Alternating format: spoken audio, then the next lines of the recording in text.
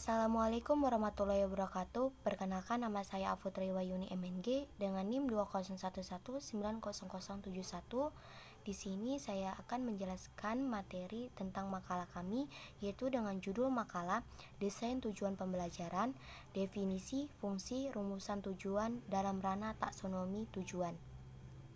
Baiklah, langsung saja saya akan membacakan materi yang pertama, yaitu tentang tujuan pembelajaran. Tujuan pembelajaran adalah deskripsi mengenai tingkah laku yang diharapkan bisa tercapai oleh siswa setelah melakukan pembelajaran. Sedangkan menurut standar proses pada Permendiknas nomor 41 tahun 2007, tujuan pembelajaran menggambarkan proses dan hasil belajar yang diharapkan dicapai oleh peserta didik sesuai dengan kompetensi dasar. Artinya, kemampuan yang dirumuskan dalam tujuan pembelajaran mencangkup kemampuan yang akan dicapai siswa sesama proses belajar dan hasil akhir belajar pada suatu kompetensi dasar. Komponen paling mendasar dalam proses desain pembelajaran adalah menentukan tujuan yang hendak dicapai dalam pelaksanaan pembelajaran. Baiklah, itu saja yang saya bisa sampaikan. Dan selanjutnya materi yang kedua disampaikan oleh Saudari Gustini Lasari. Kepada Saudari Gustini Lasari saya persilahkan. Assalamualaikum warahmatullahi wabarakatuh. Perkenalkan, nama saya Gustini Lasari, NIM 2011900065, akan menjelaskan mengenai taksonomi pembelajaran. Taksonomi berasal dari bahasa Yunani, yaitu tasein yang artinya untuk mengklasifikasi, dan juga nomos yang berarti aturan. Taksonomi digunakan dalam memfasilitasi proses mental, terutama untuk mendapatkan dan mencapai tujuan, atau kata lainnya belajar berpikir. Di dalam dunia pendidikan, taksonomi digunakan untuk mengklasifikasi tujuan instruksional.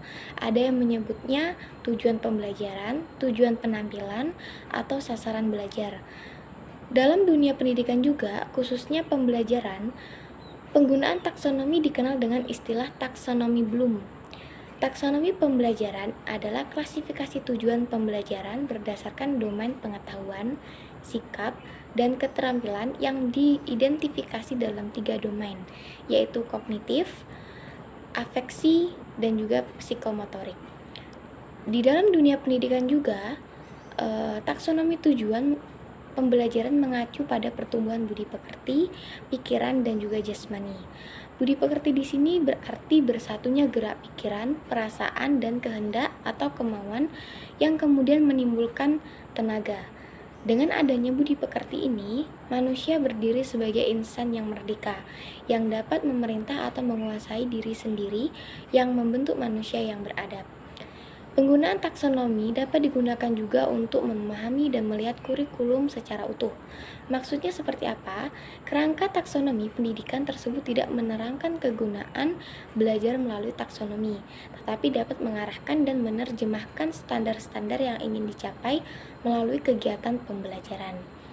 Assalamualaikum warahmatullahi wabarakatuh.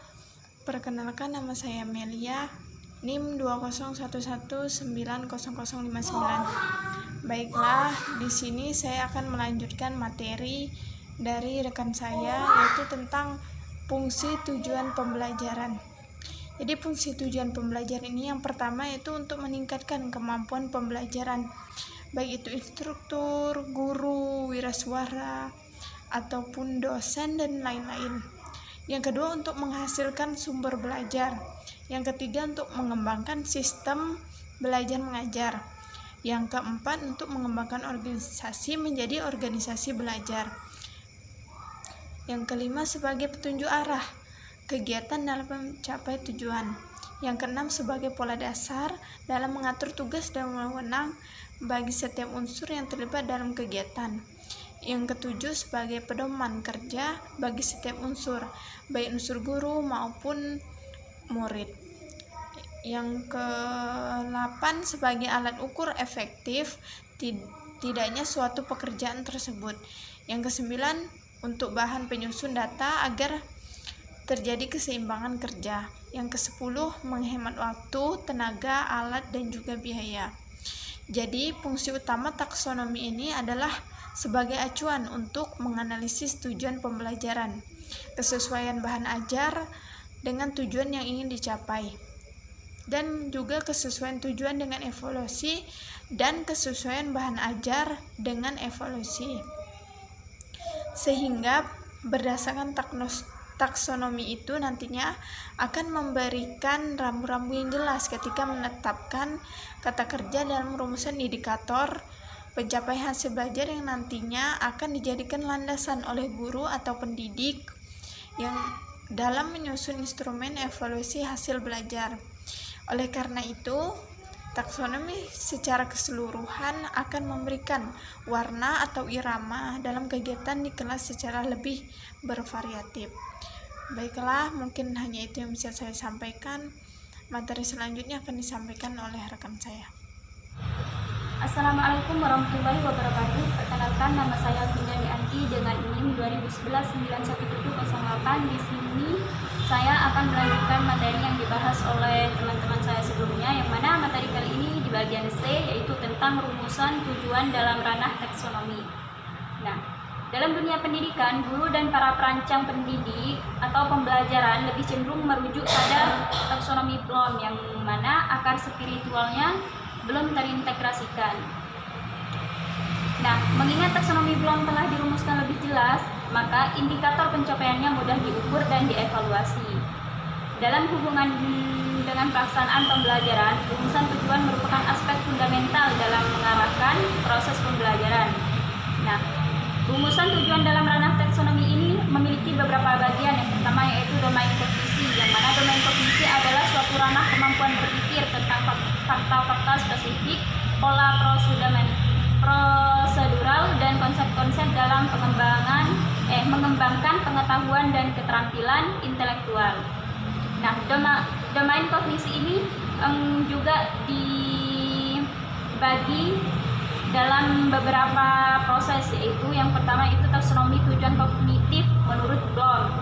Nah, yang mana Bloom merumuskan taksonomi pembelajaran khususnya dalam domain kognisi ini mulai dari keterampilan berpikir tingkat rendah sampai pada keterampilan berpikir tingkat tinggi. Nah, untuk domain kognisi yang kedua yaitu taksonomi tujuan kognitif menurut Gagne, yang mana Gagne mengklarifikasikan ada beberapa bagian, yaitu keterampilan intelektual, informasi verbal, strategi kognitif, serta sikap, serta keterampilan motorik. Nah, yang mana di antara kelima tersebut di antaranya termasuk dalam ranah kognitif, yaitu keterampilan intelektual, informasi verbal, serta strategi kognitif. Nah, untuk yang bagian ketiga yaitu tentang domain kognisi, yaitu adalah taksonomi tujuan kognitif menurut Merrill, yang mana Merrill merumuskan dalam hal ini mengembangkan suatu model atau pembelajaran yang disebut dengan competent display theory. Dua dimensi yang ingin dicapai oleh model ini meliputi beberapa tingkatan. Yang pertama yaitu tingkat unjuk kerja yang meliputi. Nah, A mengingat, B menggunakan, C menemukan, dan yang kedua yaitu tipe isi meliputi A fakta, B konsep serta prosedur, dan D prinsip. Nah, untuk rumusan tujuan ranah taksonomi yang kedua yaitu domain efeksi, yang mana domain efektif meliputi segala sesuatu yang berhubungan dengan hal-hal yang bersifat emosional seperti perasaan, nilai apresiasi, antusiasme, motivasi, dan sikap. Nah, untuk lebih jelasnya kalian bisa melihat di makalah kami. Di situ ada kolom yang telah menerangkan tentang apa yang saya bahas ini. Nah, untuk rumusan tujuan dalam ranah pendidikan yaitu yang ketiga yaitu domain psikomotorik, yang mana domain psikomotorik meliputi keterampilan fisik dan motorik atau otot yang diperoleh lebih banyak ketika memperoleh keterampilan dalam permainan atau dalam mempelajari pendidikan jasmani.